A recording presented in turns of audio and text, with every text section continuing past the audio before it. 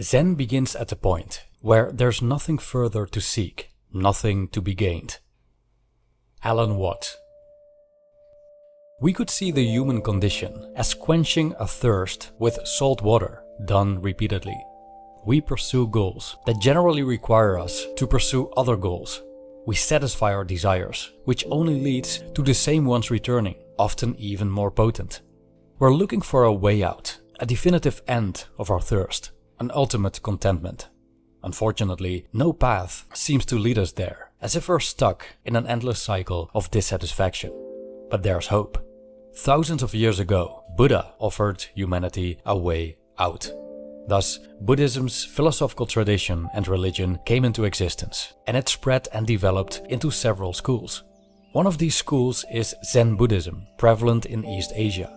We're about to explore the core of Zen, several key concepts, and how Zen is practiced.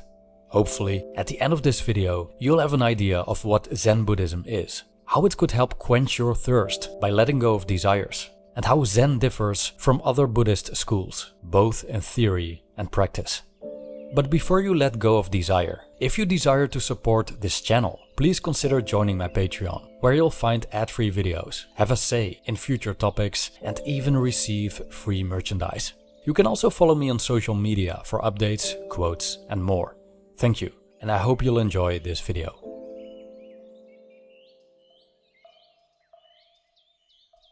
Originating in India, Buddhism began spreading through China in the 1st century. Eventually, Chinese Chan Buddhism began to develop in the 6th century, becoming a distinct school of Mahayana Buddhism. It wasn't until the 12th century that Chan Buddhism was first introduced in Japan by a Japanese Buddhist priest named Eisai, although his attempt to establish a lineage failed. After him, other Chan disciples succeeded in establishing Chan Buddhism in Japan, also known as Zen. Zen is a Japanese pronunciation of the same character Chan in Chinese.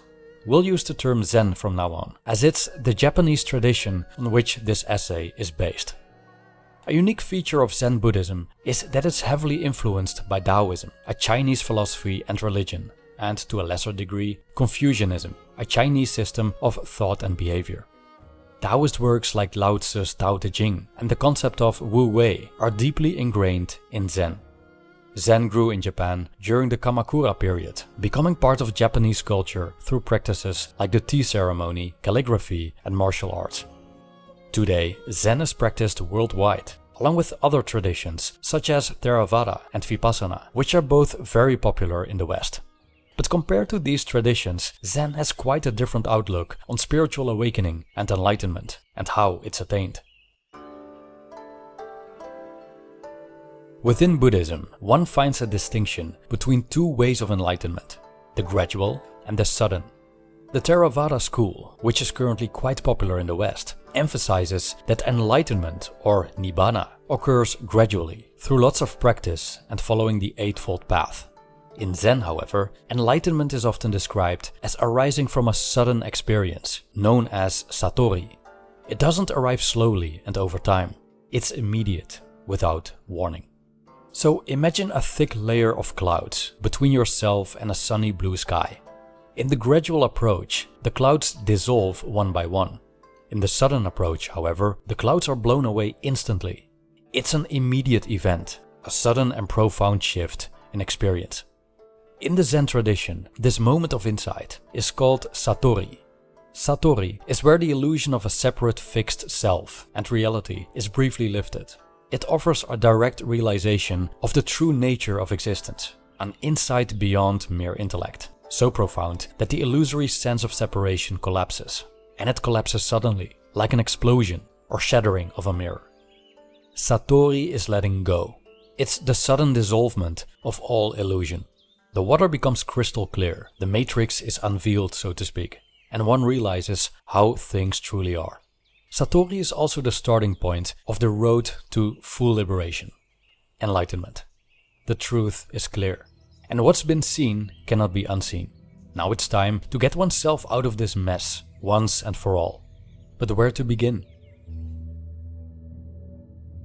The starting place of Zen is the present moment, as it's the present where everything happens.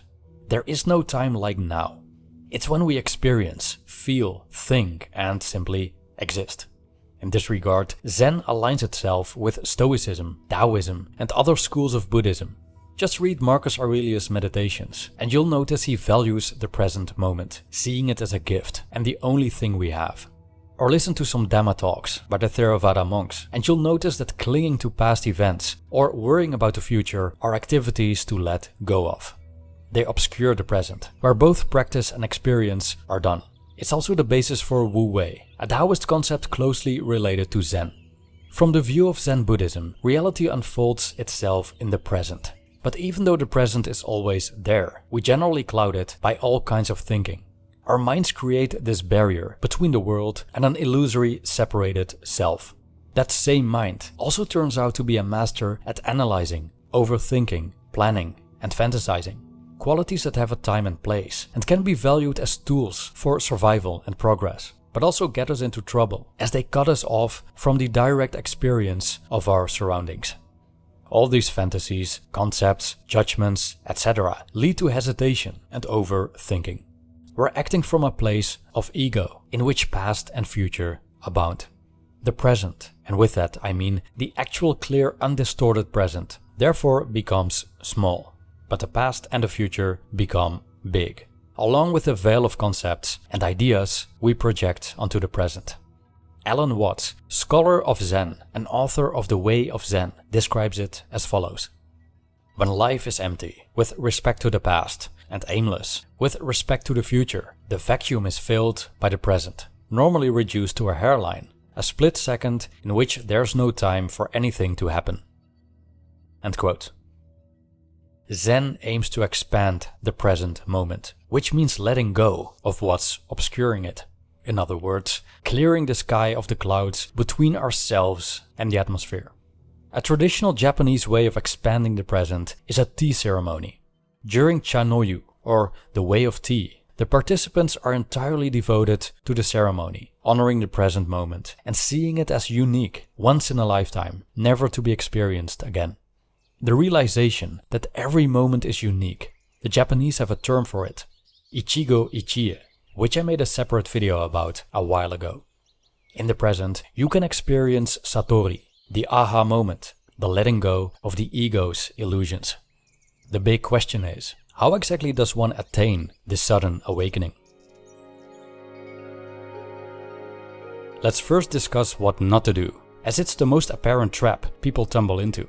Seeking enlightenment and grasping for it. In Zen, Buddhahood isn't attained. It's already there. We should only burst through the illusions created by our minds to get there. One illusion the mind creates is a false sense of self, the idea that there is a separate, isolated me. I quote, "It is fundamental to every school of Buddhism that there is no ego, no enduring entity, which is the constant subject of our changing experiences. For the ego exists in an abstract sense alone, being an abstraction from memory, somewhat like the illusory circle of fire made by a whirling torch." End quote. This illusion becomes problematic if one desires enlightenment. The ego desires it, but cannot attain it, as enlightenment entails the dissolution of the ego. However, the ego cannot think beyond itself. It cannot create a concept of enlightenment, because it's beyond thought. It's the very thing that stands in the way of enlightenment and must be destroyed. But it can only imagine itself as a part of it. It's like a bully looking forward to a party he isn't invited to. The party is a party because he is not there. His absence is why the party is fun. As Dharma master Lok To put it, "True nature is mind. The mind is Buddha. The Buddha is Dharma. One should not use the mind to seek mind, the Buddha to seek Buddha, nor the Dharma to seek Dharma. Therefore, Dharma students should suddenly realize no mind and suddenly attain stillness and silence." End quote. The mind cannot grasp the mind. It's like a sword trying to cut itself, teeth trying to bite themselves. The mind seeking to be enlightened is just another construct of the mind, the very thing standing in the way of enlightenment. Thus, from the viewpoint of Zen, when you're seeking Buddhahood, you lose it. The grasping of the mind to become enlightened is precisely why one isn't. I quote, "If you seek to understand Dharma better, don't grasp the Sangha. You should realize that there is nothing to seek. Also, do not grasp the Buddha or the Dharma, for again, there's nothing at all to seek." We have now arrived at the ambiguity of Zen, as we've been delving into concepts of Zen, such as the illusions of the self, the nature of the present, and the vanity of seeking and grasping. Putting this all into practice means we should forget about this stuff. Throw everything I said in the garbage. It's like we've explored how a television works, how the circuits operate, how things are connected. But now we're about to watch it. These are two entirely different things. The former entails explanations and rational understandings. The latter requires attention. The ego, the many concepts, the grasping and clinging, the overanalyzing and worrying, these need to go. But again, we can't use our minds to eliminate these things. We need to see through its illusions. Hence, it's common for Zen monks to talk about Zen as little as possible. Revisiting Zen concepts over and over equals lingering in the mind, the problem they actually intend to solve. We need to stop seeking, not just for enlightenment, but for anything. Because the activity of seeking is driven by a dissatisfied ego. In Zen Buddhism, meditation techniques are used to dissolve the clouds of illusion so that the sky of awareness becomes clear.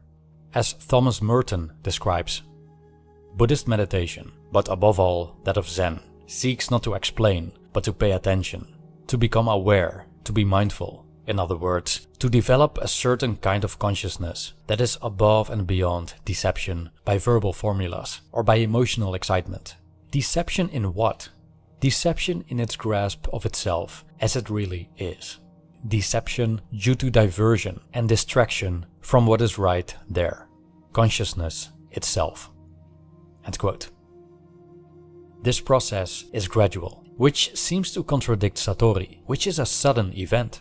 But even though the cultivation of the state where Satori may arise is a gradual process, Satori itself still occurs suddenly. We never know when it will happen. Zazen is a meditation method used by Zen practitioners, which is comparable in some ways to Theravada breath meditation. One of the goals of Zazen is developing a deep sense of focus, a right concentration, or one-pointedness, also known as ekagata in Pali. I've encountered countless definitions of this state, which include stillness of mind, being in the present, and a harmony between bodily and mental energy. Unlike conventional concentration, it's relaxed and happens without effort or straining. The present moment becomes robust. There is clarity. There is a lack of mental illusions. Usually, when there is sufficient one-pointedness, the student begins koan practice. Koans are curious dialogues that intend to lay bare the teachings of Zen. They're used to test the student's insight, but also to progress on the path to true liberation. Koans are sophistically created to pierce through rational thinking, to trap it, to exhaust it, so one can experience what's beyond it. Take, for example, a classic koan featuring Zen master Joshu. A monk asked Joshu, a Chinese Zen master, "Does a dog have Buddha nature or not?" Joshu replied, "Mu." Without context, this koan can seem puzzling. The answer, mu, points to a Buddhist teaching of sunyata, emptiness, which denies any fixed essence behind phenomena, including the concept of Buddha nature. Joshu's response challenges the notion of searching for a true nature. There is no concept of true nature. There's just this.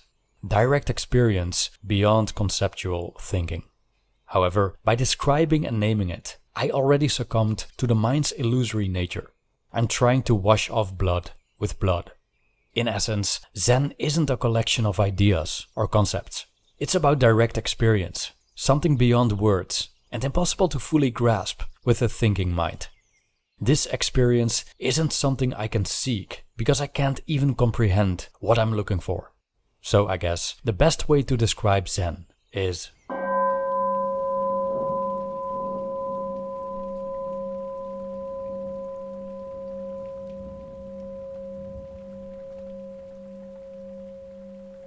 Thank you for watching.